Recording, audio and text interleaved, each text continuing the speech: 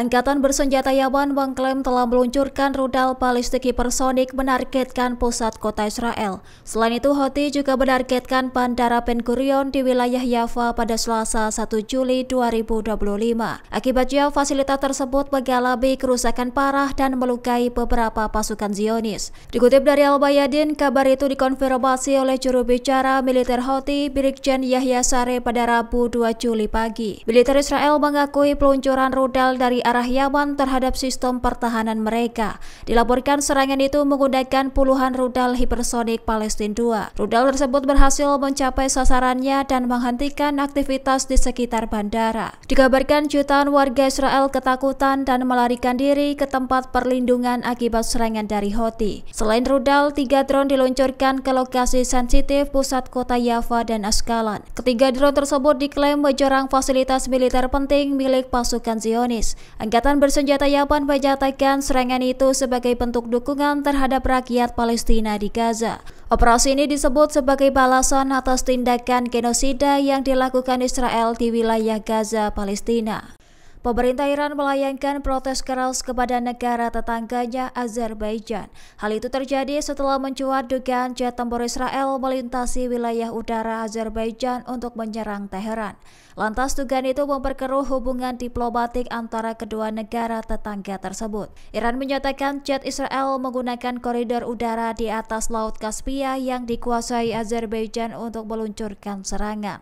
Dikutip dari Tribun News pada Rabu 2 Juli dilaporkan serangan terhadap Teheran dan Karaj dilancarkan dari wilayah udara Azerbaijan. Sementara itu, serangan ke daerah Tabriz dan Isfahan dilakukan dari wilayah udara Iran. Pemerintah Iran meminta klarifikasi resmi dan menyebut hubungan militer Azerbaijan dan Israel sebagai faktor pemicu. Menanggapi hal itu, Azerbaijan membantah tuduhan tersebut dan menolak keterlibatannya dalam konflik antara Iran dan Israel. Meski demikian, media Iran menyoroti adanya indikasi kerjasama militer antara Baku dan Tel Aviv. Selain itu, pejabat Iran menekankan pentingnya transparansi dan investigasi menyeluruh atas insiden ini. Bahkan Presiden Iran Masoud Pezeshkian telah menyampaikan keprihatinannya secara langsung kepada Presiden Azerbaijan Ilham Aliyev.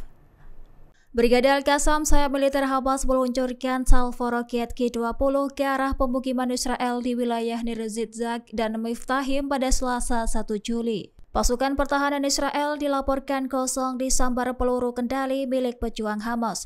Serangan itu dilakukan dari wilayah utara Khan Yunis, Gaza Selatan, tempat kendaraan militer Israel beroperasi. Sementara itu, pejuang Al-Qassam menyatakan unit lapis baja dan peralatan teknik militer Israel berhasil dihancurkan. Sebelumnya, militan Hamas juga melaporkan telah menghantam 4 ekskavator teknik Israel dengan peluru Ali Yasin 105.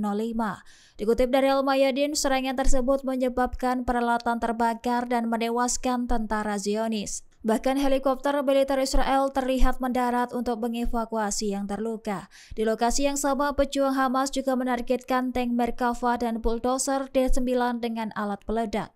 Dalam operasi terpisah, Brigade Al-Quds dari Jihad Islam Palestina turut melakukan 2 serangan terhadap militer Israel di wilayah Khan Yunis.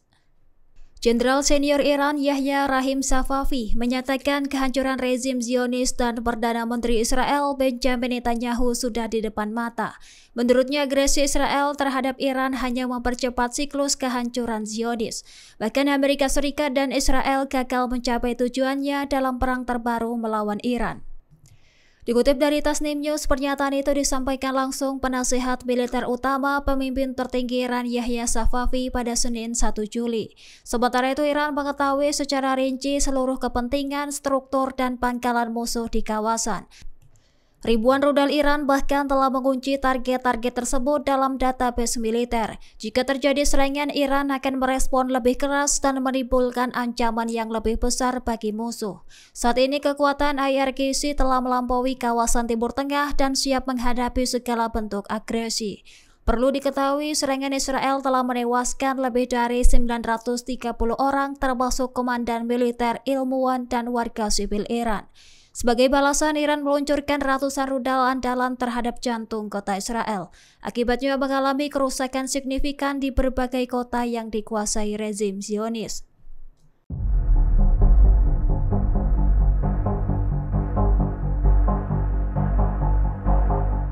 Pasukan pertahanan Israel dikabarkan memborong persenjataan dari Amerika Serikat senilai 510 juta dolar. Sebelumnya Israel dilaporkan mengalami krisis anggaran dan kehabisan senjata seusai perang. Perdana Menteri Israel Benjamin Netanyahu akhirnya mengutang ke Amerika Serikat untuk beli persenjataan baru. Dikutip dari Warta Kota Lev, pembelian besar-besaran ini ditekan pada Senin 30 Juni oleh Badan Kerjasama Keamanan Pertahanan Amerika Serikat. Langkah ini disebut sebagai upaya memperkuat pertahanan dan menghadapi potensi ancaman lanjutan dari Teheran. Sementara itu, pemerintah Amerika Serikat menegaskan kembali komitmennya terhadap keamanan Israel. Departemen Luar Negeri Amerika Serikat telah menyetujui transaksi ini, namun masih menunggu persetujuan akhir dari Kongres. Langkah ini diambil setelah Israel meluncurkan serangan udara besar-besaran ke situs nuklir militer di Iran. Serangan tersebut berhasil menewaskan sejumlah ilmuwan nuklir dan komandan militer Iran. Israel berdalih bahwa serangan itu untuk menghentikan program nuklir di Teheran. Penangkapan mencekam terekam saat rudal balistik Iran menghantam gedung apartemen di pusat kota Israel, Beersheva. Serangan tersebut memicu kepanikan warga dan memaksa ratusan orang mengungsi ke tempat perlindungan. Rudal balistik yang diluncurkan dari Iran menghantam kawasan permukiman padat di selatan Israel. Akibatnya gedung pencakar langit di pusat kota Israel mengalami kerusakan parah. Dikutip dari Ynet News, pada Rabu 2 Juli, ledakan dahsyat terdengar di pusat kota Israel hingga radius ratusan kilometer. Adapun rekaman yang beredar di media sosial, tampak bola api besar menyelimuti lantai dasar apartemen sesaat setelah rudal Teheran beraksi. Gedung apartemen itu kini tak lagi layak huni dengan puing-puing berserakan di pinggir jalanan. Militer Israel mengakui bahwa sistem pertahanan mereka gagal mencegat rudal dari Iran. Sementara itu, beberapa penghuni dilaporkan terluka dan langsung dilarikan ke rumah sakit terdekat. Otoritas setempat langsung mengevakuasi warga sekitar demi menghindari serangan susulan. Gencatan senjata antara Iran dan Israel dinilai rapuh dan berpotensi memicu kembalinya perang bayangan. Analis memperingatkan konflik bisa meletus kembali dalam bentuk serangan cyber, operasi rahasia, hingga pertempuran proksi. Hal itu terjadi jika salah satu pihak gagal menahan diri melepaskan serangan. Dikutip dari Kompas.com, pernyataan itu disampaikan oleh analis geopolitik dari perguruan tinggi di London, Andreas Krieg, pada Senin 1 Juli. Menurutnya, perdamaian bisa berlangsung jika Teheran mengutamakan pengendalian diri dan Israel tidak melibatkan Amerika Serikat secara langsung. Selain itu, negara Teluk mampu bersikap secara netral. Namun jika salah satu elemen itu runtuh, konflik diyakini akan kembali meletus.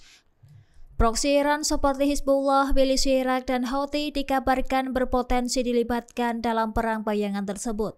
Sementara itu, Israel juga diperkirakan akan terus menargetkan kepentingan Iran di Suriah dan Lebanon untuk menekan kekuatan musuh.